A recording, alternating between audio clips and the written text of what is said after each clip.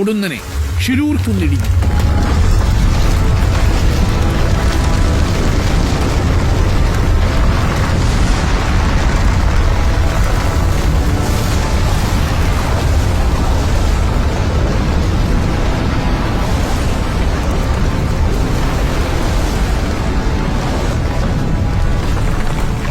ഉത്തരാഖണ്ഡ് ജില്ലയിലെ അങ്കോള താലൂക്കിലെ ഷിരൂർ ഗ്രാമത്തിലൂടെ കടന്നുപോകുന്ന പൻവേൽ കന്യാകുമാരി ദേശീയപാത.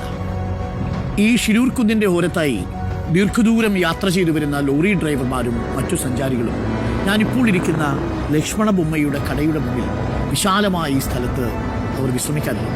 നദിയുടെ ഭാഗത്തായി 47-കാരനായ ലക്ഷ്മൺ നായിക്കും ഭാര്യ ശാന്തിയും നടത്തുന്ന ചായക്കടയുണ്ട്. ലക്ഷ്മണന്റെ വീടും കടയ്ക്ക് തൊട്ടടുത്താണ്. ജൂലൈ 16-ാം തീയതി ചൊവ്വാഴ്ച 3:50 അർജുൻ ഞാനിപ്പോൾ നിൽക്കുന്ന ഈ സ്ഥലത്ത് ലക്ഷ്മണയ്യയുടെ ചായക്കടയുടെ തൊട്ടുമുന്നിൽ വിശാലമായൊരു പാർക്കിംഗ് സ്പേസിലെത്തി. അവിടെ കിടന്നുറങ്ങുന്നു. 5:30 സുഹൃത്ത് വന്ന് വിളിക്കുന്നു. അപ്പോഴും സുഖനിദ്രയിലാണ്. ചില്ലുകളെല്ലാം പൊക്കിയിട്ട് ഭാരത് ബെൻസിന്റെ ലോറിയിലാണ് കിടന്നുറക്കുന്നത്. അർജുനെ അവസാനമായി കണ്ട ലോറി ഡ്രൈവറും ഈശ്വരമംഗലം സ്വദേശിയായ സവാദ് പറയുന്നത് 5:30-ക്കും അർജുനെ അവിടെ സ്പോട്ട് ചെയ്തു എന്നാണ്. ഇവരൊരുമിച്ചാണ് ബൽഗാവിയിലെ രാംനഗറിൽ നിന്ന് ലോഡെടുത്ത് യാത്ര തുടങ്ങിയത്.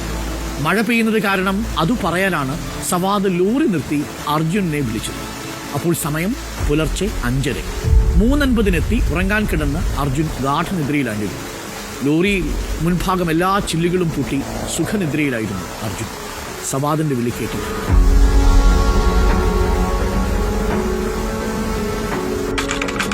സമയം 8:33. പൊടുന്നനെ ഷിരൂർ കുന്നിടിഞ്ഞു.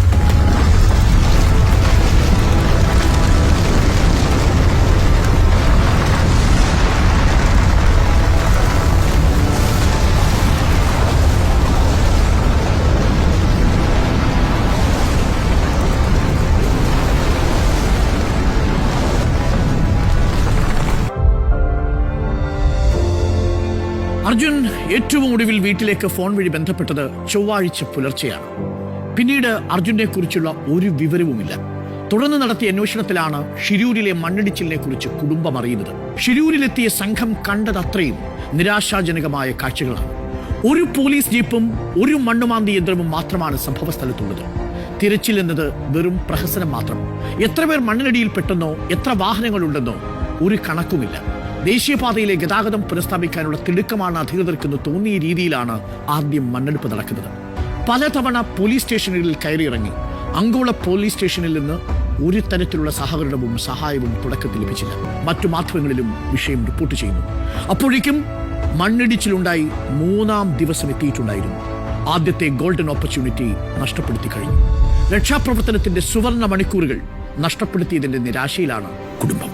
ആദ്യത്തെ ഗോൾഡൻ ഓപ്പർച്യൂണിറ്റി, ആദ്യത്തെ 3 ദിവസം തീർച്ചയായും ജില്ലാ ഭരണകൂടം അത് നഷ്ടപ്പെടുത്തി കഴിഞ്ഞിരുന്നു. ഓർമ്മിപ്പിക്കുന്നു, അർജുൻ ഒറ്റപ്പെട്ട ഒരു ദുരന്തമേ അല്ല എന്നുള്ളതാണ്.